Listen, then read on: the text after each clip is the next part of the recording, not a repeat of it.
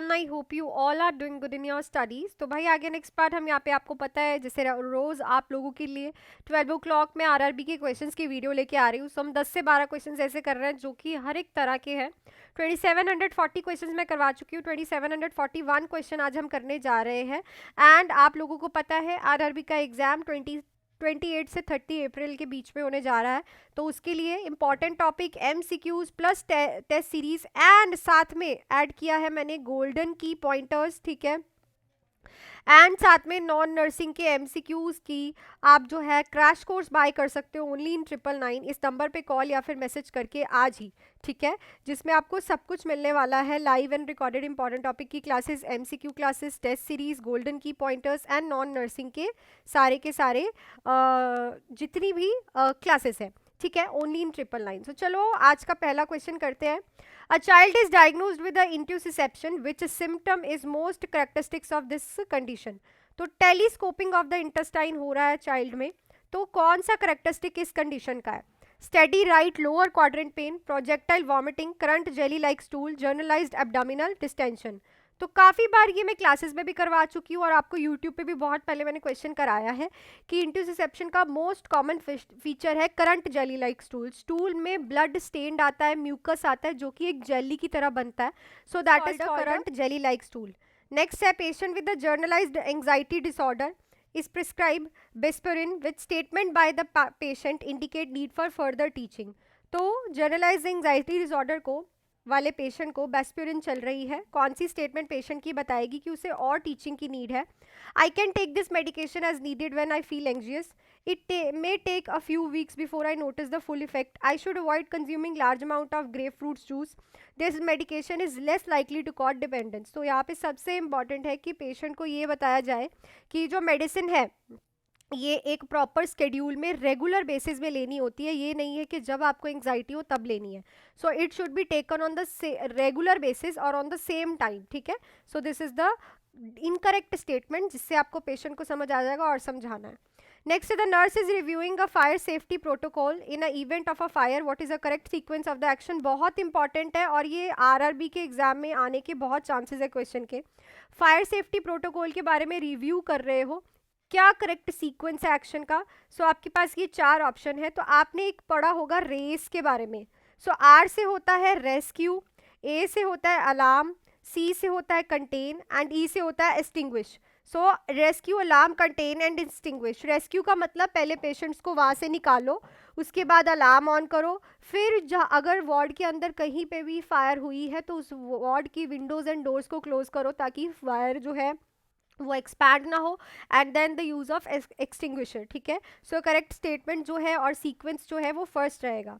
Next है patient with the liver cirrhosis develop ascites, which dietary modification is most appropriate. तो patient के abdomen में fluid filled हो गया है, कौन सा डाइटरी मॉडिफिकेशन अप्रोप्रिएट है? High protein, high carb, low sodium diet, fluid restriction of 500 ml per day, increase intake of potassium rich food. So right option is low sodium diet. क्यों भाई?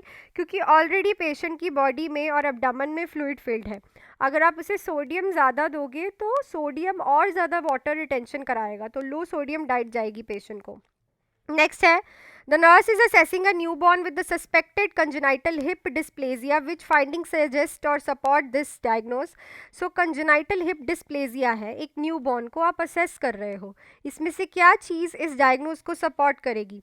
Symmetrical gluteal fold, negative Ortolani test, limited abduction of the affected hip, equal leg length. So it's a, अगर बच्चा जो है अपने hip जो affected hip है जिधर से हिप डिस्प्लेजिया है उसको अच्छे से अबडक्ट नहीं कर पा रहा और प्रॉपरली उस एरिया से एक्सपैंड नहीं हो पा रहा, और यहाँ पे नेगेटिव नहीं पॉजिटिव ऑर्टोलिन टेस्ट आता है, ठीक है। सो ये भी याद रखो। तो राइट ऑप्शन क्या रहेगा? Option number C.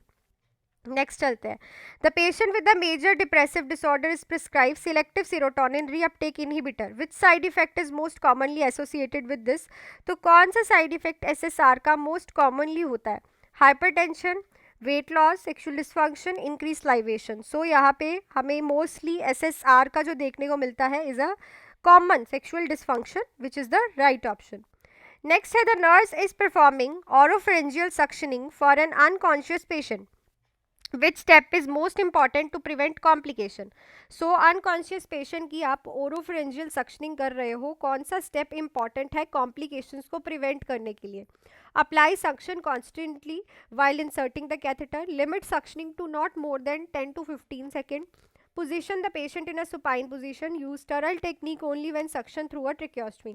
देखो sterile technique तो ऑल ओवर आपको यूज़ करनी होती है, और सुपाइन पोजीशन आप कभी नहीं रखते हैं, हमेशा लेफ्ट लेटरल पोजीशन में ही पेशेंट को रखते हैं, ठीक है। और इंसर्ट करते टाइम कभी भी कैथेटर इंसर्ट करते टाइम आपको सक्शनिंग नहीं करनी, हमेशा विड्रॉ करते टाइम करनी है। तो यहाँ पे राइट ऑप्शन रहेगा कि सक्शन ओनली 10 से 15 सेकेंड्स के लिए करना है, उससे ज़्यादा आपको एक्सपैंड नहीं करना है। तो option number second is right. Next है the patient with the chronic kidney disease report severe itching, what is the underlying cause? तो CKD वाले पेशेंट को बहुत ज़्यादा ईचिंग हो रही है, प्लूराइटिस है। अंडरलाइंग कॉज क्या है? Hypocalcaemia, uraemic toxin accumulation, increase erythropoietin level, low potassium level, decrease serum albumin level. तो जो CKD वाला पेशेंट होता है उसका जो नाइट्रोजनस वेस्ट है वो किडनी बाहर नहीं निकाल पा रही है, वेस्ट अंदर ही रह रहा है, और पेशेंट में हाइपोक्लेसीमिया देखने को मिलता है, और यूरीमिक जो है यूरीमिया हो जाता है पेशेंट को, जिसकी वजह से स्किन इरिटेट होती है और ईचिंग होती है। नेक्स्ट है newborn with the spina bifida is scheduled for surgical repair, which pre operative nursing intervention is most appropriated. तो पेशेंट को स्पाइना बाइफिडा है, माइलोमेनिंजोसील है, ठीक है, उसका सर्जिकल रिपेयर आपने स्केड्यूल किया हुआ है, कौन सी प्री ऑपरेटिव नर्सिंग इंटरवेंशन यहाँ पे अप्रोप्रिएट है? Keep the baby in prone position, cover the defected area with dry and sterile, start bottle feeding, maintain Trendelenburg position. तो ट्रेंडलबर्ग पोजीशन नहीं देते हैं, वेट और स्टराइल गॉज करेंगे, क्योंकि जब आप सैक को ड्राई कपड़े से या फिर ड्राई गॉज से कवर करोगे तो वहाँ पे इन्फेक्शन होने का खतरा है, और बॉटल फीडिंग नहीं करते। सो यहाँ पे राइट ऑप्शन रहेगा प्रॉन पोजीशन का, पेशेंट को पेट के बल, बच्चे को पेट के बल लेटाते हैं ताकि सैक डैमेज ना हो। नेक्स्ट है a nurse is caring for a patient with alcohol withdrawal symptom, which medication is most appropriate? Alcohol withdrawal symptom वाले पेशेंट में कौन सी मेडिकेशन अप्रोप्रिएट रहेगी ट्रीटमेंट के लिए? हेलोप्रिडॉल, राजेपाम, फ्लक्सिटिन, फिनोटिन। सो इस क्वेश्चन का आंसर आप मुझे कमेंट सेक्शन में लिख के बताओगे। पहले भी मैंने ये क्वेश्चन कराया है, पर मैंने किसी और ड्रग के नाम से करवाया है, ठीक है। सो जो मैंने आप लोगों से लास्ट टाइम क्वेश्चन पूछा था, चल पड़ते हैं, बहुत ईजी क्वेश्चन था। GFR पेशेंट का 15 ml आ रहा है, कौन सी स्टेज है भाई? Stage it is stage, this stage is called as stage 4। इसको हम बोल सकते हैं एंड स्टेज किडनी डिसीज भी, ठीक है, जहाँ पे 15 ml पर मिनट से भी गिर जाता है, नॉर्मल होता है 90 से 120। So that's it for this video बच्चे। आई थिंक कि आपको क्वेश्चन सारे ही बहुत अच्छे से समझ आए हों, और आपका जो RRB का क्रैश कोर्स है ओनली 999 में आप ज्वाइन कर सकते हो इस नंबर पे मेरे से बात करके। सो मिलती हूँ नेक्स्ट वीडियो में, till then do hard work, make your parents proud and all the best.